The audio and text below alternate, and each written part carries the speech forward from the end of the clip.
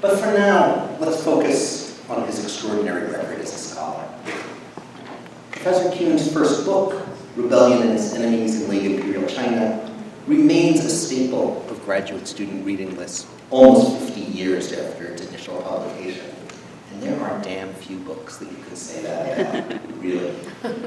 Part of what makes it great was that it took on a hugely important event, the Taiping Rebellion, probably the bloodiest civil war in human history, and then used it to illuminate at least three things that were even bigger.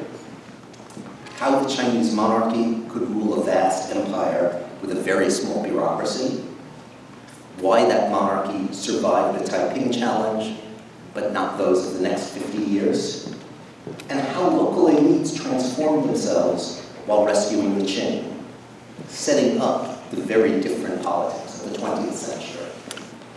The book blended an intellectual history of 19th century statecraft thinking with meat and potato social history, or maybe I should say rice and tofu social history, a shrewd understanding of the networks created by commerce, education, and political patronage, and the study of high politics, creating an enduring classic. Many of its implications for the big picture of Chinese history were then brilliantly condensed into two Cambridge History of China articles that also remain standards years and years later. Professor Kuhn's articles over the following decade moved both forward and backward from the 19th century to grasp the long arc of changing state-society relations in China, including continuities that make the past continually relevant amidst enormous changes. One part of this work showed how power worked at the very pinnacle of the Qing imperial system, how absolute monarchs interacted with top-level officials who needed routinization, but also needed some room for discretion, and how those same tensions then repeated themselves at every level throughout the bureaucracy, down to the grassroots.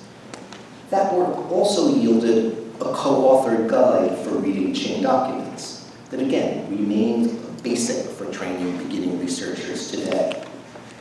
And even beyond that, it also yielded Kuhn's second major book, Soul Stealers, a fascinating case study of how alleged cases of sorcery among some of the most marginal people in China nonetheless caught the attention of the emperor in 1768, and how the emperor, mobilizing his reluctant officials in a literal witch hunt, unleashed a panic that officials then had to wind down, reversing the ruler's pet crusade without ever being able to directly say how misguided it was.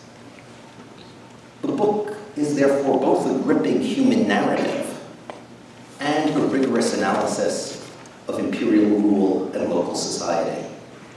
And as Rebellion and Its Enemies had been followed by the two long articles that condensed its lessons, so Soul Stealers was followed by 3 Collège de France lectures, which became Origins of the Modern Chinese State. A terse but hugely ambitious book that invites us to rethink how elements of the empire remain embedded in the revolutionary governments that followed. Later, Professor Kuhn looked to the Chinese diaspora, publishing The Chinese Among Others in 2008.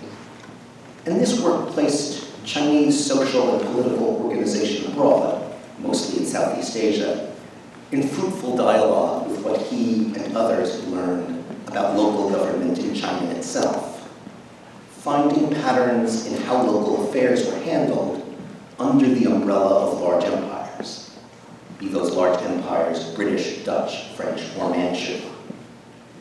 In a sense, the fields turn to transnational history, which emphasizes horizontal networks that cross political boundaries, often growing around government structures sort of like a vine on a trellis, had caught up with Kuhn, who had been focused on such issues ever since his early work on the gentry networks that twined around the Qing exam system.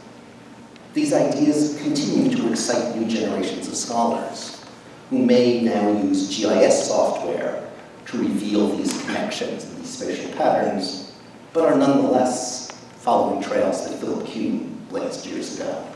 Thank you.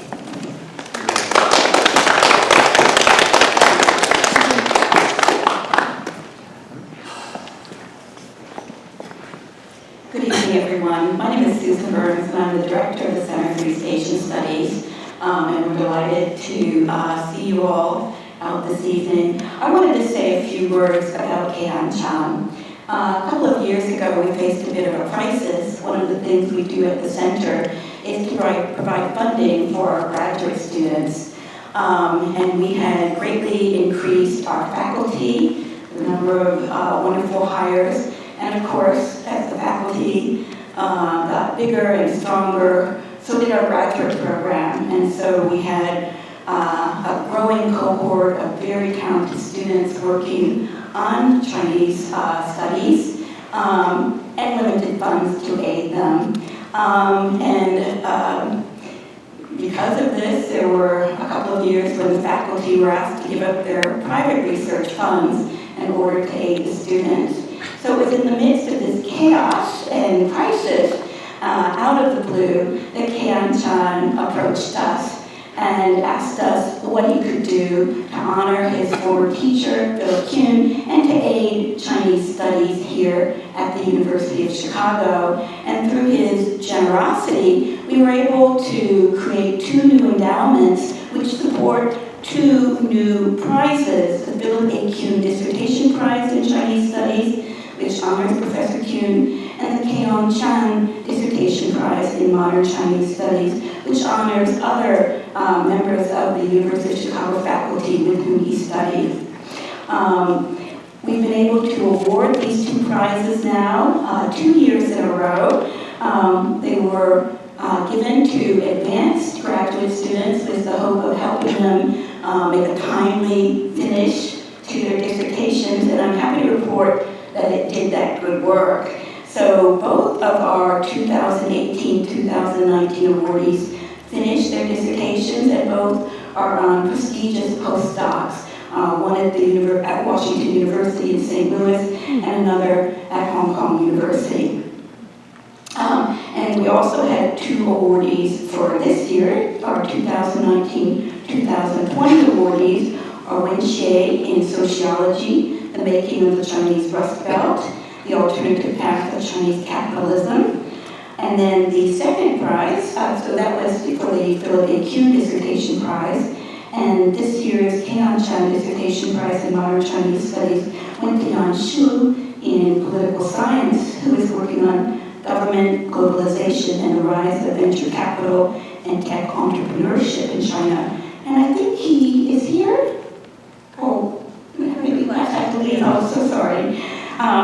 Well, anyway, I just want to thank you again, Mr. Chan, and to say your generous donation and the creation of both of these endowments will continue over the years as it grows to aid us in maintaining the high level of scholarship that, as my colleague just told you, was forged by Professor Kuhn. Thank you very much.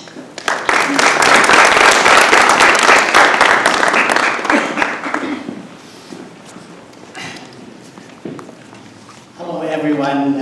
My name is kei-on Chen. As you can tell, I came from Hong Kong many years ago. And so today is a special occasion for me because not only do I get a chance to commemorate the kindness of the University of Chicago and Professor Kuhn and other professors like Hoping T, William McNeil, Dr. Chen Chuen-Chen, and Zhou Zhang, who are all world-class scholars. And I was so lucky to have been given such opportunity. So there's a Chinese saying which says, 点水之安涌泉以报. Even though my Mandarin is something that Hoping T used to cringe at, what it means was that if you receive a drop of kindness, you should repay with a swelling spring. In my case, the saying works in reverse, because what I received was a swelling spring of kindness, and all I can return is a sprinkle of repayment. But today is also a special occasion because I get a chance to see friends from 50 years ago, including Anthony, who I think was 7 when I first met him. But there's a story to this, which I will tell right now.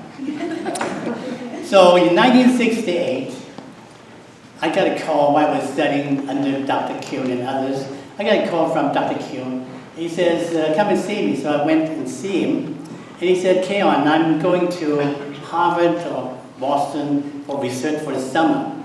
Would you like to house seat for me? So I said, yes. Deep inside me, I said, you kidding me? You mean to live in your townhouse with free rent? Of course I said yes. So on the day that they were departing, I could be mistaken, but I think my recollection is correct. I came to Dr. Kuhn's townhouse to see them off, and I think I saw Dr. Kuhn, got the key from him, and I think I saw Anthony, who I remember was 7 years old, and his mother, Sally. So after they departed, I was in high heaven, okay? Since I lived in this 3-bedroom townhouse, and I also had a maid, whose name escaped me, from Japan. Anyway, I call her Sakura, beautiful person who wanted to learn English from me. So we became friends. And she offered to do laundry and do cooking for me, which I refused because I thought it was beyond the call of duty to accept such, kindness. So beautiful 2 months went by, beautiful summer, had a great time. And then one day my great friend, Greg Kaiser, came to visit me. Greg Kaiser is over here, and Greg came and see me, and he said, kei-on, I think you have a problem with your lawn. I said, lawn? What's wrong with it? He said, I think it's dying. I said, no, it's tall and green. It's water every day from sprinkler and so on. Greg said, no, it's dying. So he said, trust me. So I said, okay, so what are we going to do? We're going to start mowing, okay? So he got me a mower.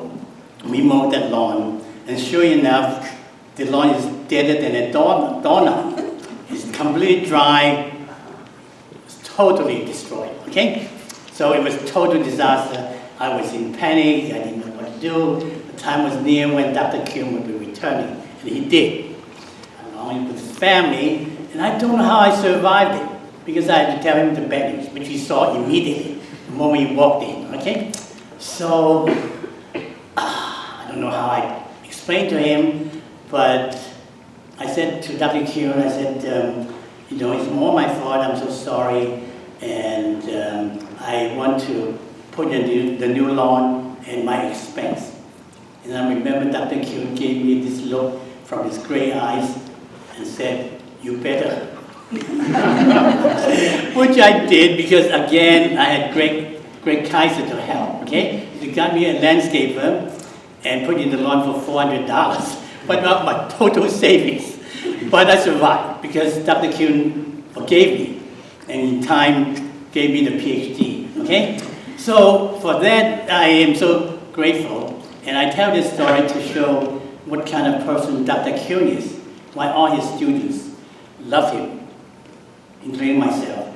And I'm so happy today I get a chance to visit not only all of you, but also special friends like Greg Kaiser and his wife Leslie, and of course Guy Alito, who succeeded me as the next house sitter the following year. But I think Guy knew how to do lawn, okay? He's Italian, so he probably knows how to do it. So still he survived. And then, of course, I get the chance to see Anthony, who I listen to all day on NPR, and I get a chance to see him. And I'm not positive. I hope I was right that I saw you when you were 7. Some of the age 7 stuck with me, okay? So I hope I was right. But in any case, I am indebted to the University of Chicago, all the great professors that I met, and and who nurtured me. And I thank all of you for being here. And let's commemorate the institution of the University of Chicago and all the great scholars that we had all these years. Thank you very much.